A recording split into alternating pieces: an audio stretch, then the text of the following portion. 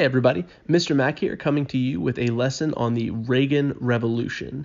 Now, in the past two episodes that we've done, one was called The Presidency of Richard Nixon and then The Presidency of Jimmy Carter. So the reason why this episode is not called The Presidency of Ronald Reagan, the actor? Presidency of Ronald Reagan, yes, that is going to be a major focus of this lesson, but what I also want to focus on is the lasting impact of the presidency of Ronald Reagan. So the Reagan Revolution is about a lot more than just the 8 years that Ronald Reagan was in office from 1981 to 1989. Really quick, let me define a couple of terms for you, just in case you didn't know. You probably did, but let me define it just in case. On the right side of the political spectrum, you have Republicans. On the left side of the political spectrum, you have Democrats. On the far right side of the Republican spectrum, you have the conservative Republicans. And on the far left side of the Democrats, you have liberals. So Ronald Reagan is really going to be the father of the modern conservative movement in the modern conservative wing of the Republican Party. Even to this day, if you ask a Republican politician, really maybe even just a Republican in general, who is your favorite modern president? There is just about a 100% chance that they are going to tell you Ronald Reagan. So before we get into the big stuff about what Ronald Reagan did as president, I want to give you a little bit of background into his life because it's actually pretty interesting. So in the movie Back to the Future, and I played this clip at the very beginning of the episode, in the movie Back to the Future, there's this great scene where Marty McFly is trying to explain to Dr. Emmett Brown that he is, in fact, from the year 1985. He's come back to the year 1955, and he's trying to convince Dr. Brown that he is, in fact, from the future, right? And so Dr. Brown says, okay, future boy, if you're from the future, then tell me who is president in 1985. And Marty McFly says, Ronald Reagan. And Dr. Emmett Brown says, Ronald Reagan, the actor? The thing about that is that in 1955, everybody would have known Ronald Reagan as an actor. No one would have known him as a politician because he wasn't a politician yet. Ronald Reagan was born in 1912 during the presidency of William Howard Taft, the guy that followed Theodore Roosevelt. So Ronald Reagan, by the time that he assumes the presidency in 1981, is just about 70, right? So Ronald Reagan is an extremely old president by the time that he gets in there by president standards, right? But Ronald Reagan, for the first 40 years of his life, was a prominent movie and then television actor, and this is how he made a name for himself. So in 1952, interestingly enough, Ronald Reagan was a Democrat. Most of his life coming up, Ronald Reagan was a New Deal Democrat who was a big Franklin Roosevelt supporter, and Franklin Roosevelt would be on the far left of the Democrat side. In 1952, Ronald Reagan, some guys want him to run for a Congress seat in the city in Los Angeles, California, but they think he might be too liberal, right? So Ronald Reagan, his entire life, has not been a conservative. And it is in his later adult years, probably in his 50s, that Ronald Reagan finally turns to the conservative side. In 1964, he campaigns for a guy named Barry Goldwater. Barry Goldwater ran against Lyndon Johnson in 1964 and got absolutely destroyed. And he's another guy that people refer to as the father of modern conservatism. But Barry Goldwater gets demolished in a landslide by Lyndon Johnson. And then in 1968, by then Ronald Reagan is the governor of California. He's gotten into politics. 1968, Ronald Reagan runs for president. He doesn't win. It's actually kind of a little known run. A lot of people don't know that he ran in 1968. He runs again in 1976. He actually challenges Gerald Ford in his own party, but doesn't win. So in 1980, Ronald Reagan finally becomes president. He runs against Jimmy Carter, and he absolutely demolishes him. He wins 44 out of 50 states against Jimmy Carter. And a big problem with Jimmy Carter was the Iran hostage crisis. And this will just kind of tell you, Reagan's presidency starts off pretty well because one of the problems that Jimmy Carter had when he was in office was the Iran hostage crisis. So what happened was that Iran was upset that we had allowed their overthrown leader to come into America to seek cancer treatment. If you listen to the Jimmy Carter episode, this is all on there, to seek cancer treatment. And they overthrew our embassy in Iran and held Americans hostage for 444 days while Jimmy Carter was president. Well, the day that Ronald Reagan sets foot in the Oval Office in his first day as president, Iran lets the hostages go. So Ronald Reagan, from the day that he steps into office, has got a little bit of respect. But in his first year in office, he survives an assassination attempt. While Ronald Reagan is walking to his car, he does have the Secret Service around, but golly, it's just one of those things. A man steps out from about 6 feet away and shoots at Ronald Reagan. Ronald Reagan doesn't get hit directly by a bullet. He gets hit by a ricochet, but it damages him enough. He has to go into surgery and almost dies in surgery. So a lot of people don't know we almost lost another president in 1961. Or I'm sorry, in 1981. And by that point, Ronald Reagan, like I said, just about 70, and you don't recover from gunshot wounds as fast at 70, right? So Ronald Reagan just about dies in his first year in office, but he survives, and he's going to serve 2 terms. Now, the reason why, if you were to talk to a Republican, they would love Ronald Reagan so much is because he is going to really get credit for fixing the economy in the 1980s. Jimmy Carter had presided over a really bad economy, and when Ronald Reagan steps in, he has this sort of different idea, and it's what we call trickle-down economics.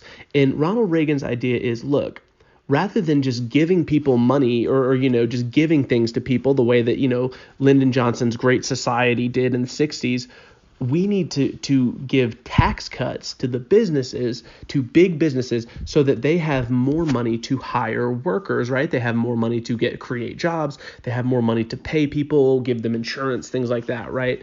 And so the idea that you give money to the top and allow it to trickle down to the bottom, we call this trickle-down economics.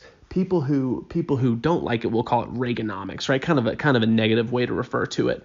But trickle-down economics, on the Democrat side, what that looks like is, Ronald Reagan is giving money to the big businesses who helped him get elected and who will probably help him get elected next time, right? He's not looking out for the little guy. He's looking out for the fat cats up at the top. But Ronald Reagan's idea is, well, if I look out for the fat cats up at the top, they'll have more money to pay the little guy down at the bottom. So it's extremely complicated, but once you get into the little details, it does get pretty complicated. But at first, this doesn't work, trickle-down economics. For the first year or so of Ronald Reagan's presidency, America goes into a recession and things are really, really struggling. But eventually his ideas start to take hold. These tax cuts for businesses, they start to look good.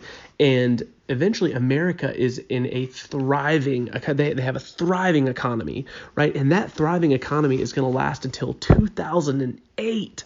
So Ronald Reagan gets this economy kickstarted, for this economy that had really been struggling, and it's going to last until the Great Recession of 2008.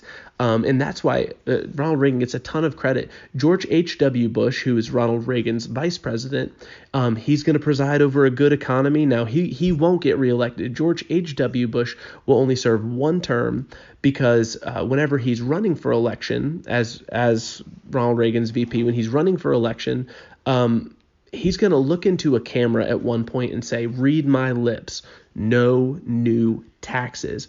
But then when George H.W. Bush becomes president, he has to create new taxes. He has to raise taxes, things like that. And so that is going to doom George H.W. Bush's reelection campaign, and he'll be replaced by a guy named Bill Clinton, who will continue to preside over that good economy, right? And this is why I call this episode the Reagan Revolution, because it reinvigorates the American economy. And remember, a big thing here, America was ready for a president to thrive by 1981, right? They had the failed, let's just call it what it is, the failed presidency of Lyndon Johnson with Vietnam, the failed presidency of Richard Nixon with the Watergate scandal, the failed presidency of Gerald Ford from pardoning Nixon from the Watergate scandal, and the failed presidency of Jimmy Carter. And we spent a lot of time on the Jimmy Carter episode talking about that, right? Why Jimmy Carter is not seen as a successful president. So another thing that Ronald Reagan did well was his dealing with the Soviet Union. It may be hard to believe, but the Cold War that started in something like 1945, 1946, 1947 was still going on in the 1980s. We still had tensions with Russia.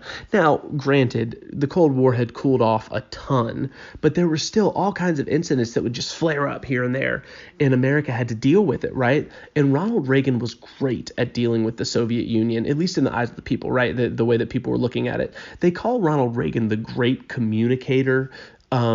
And so he just had a way of talking to people where they understood him, and he was good at dealing with the Soviet Union by all accounts, right?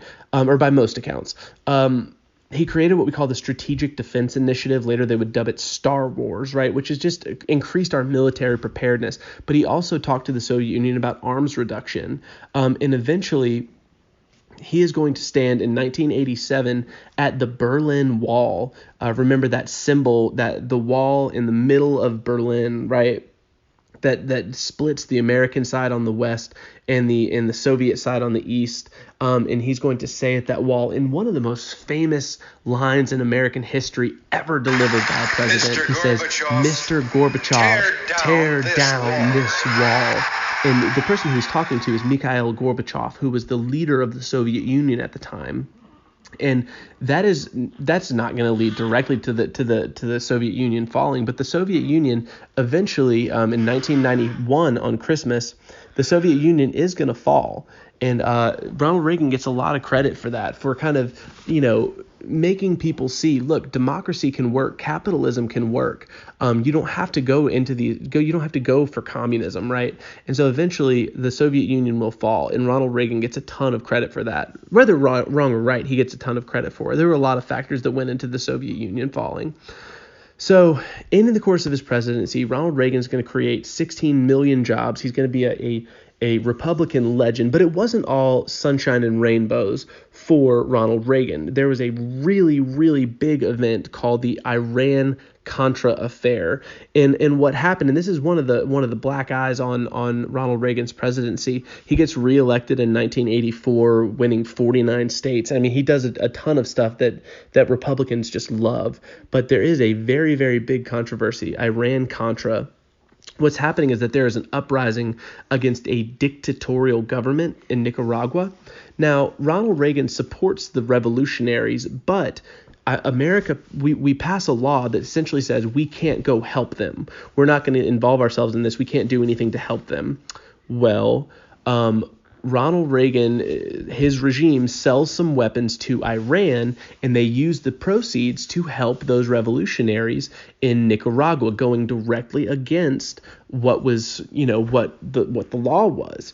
And so this is a huge black eye on Ronald Reagan, and a lot of people to this day think, that might have been impeachable. Even George H.W. Bush, while he is running for president, is going to have to answer questions about the Iran-Contra affair.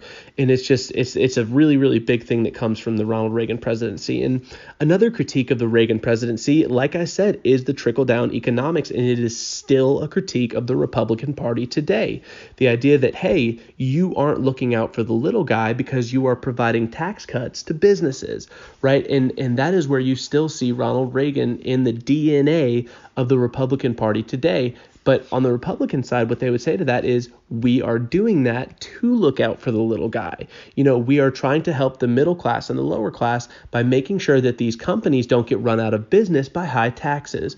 And so Ronald Reagan, to kind of tie it all together, is a figure, as I said earlier in the episode, he's got this kind of, if you talk to a Republican, this George Washington, he never told a lie, never did anything wrong, this kind of Abraham Lincoln, this founding father aura around him just about.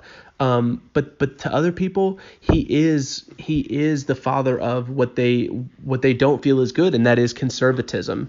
And so remember, the truth is always somewhere in the middle, right? There's no perfect president.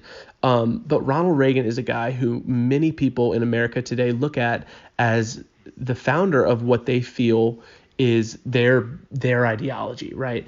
And so this has been the lesson on the Reagan Revolution and its lasting effects.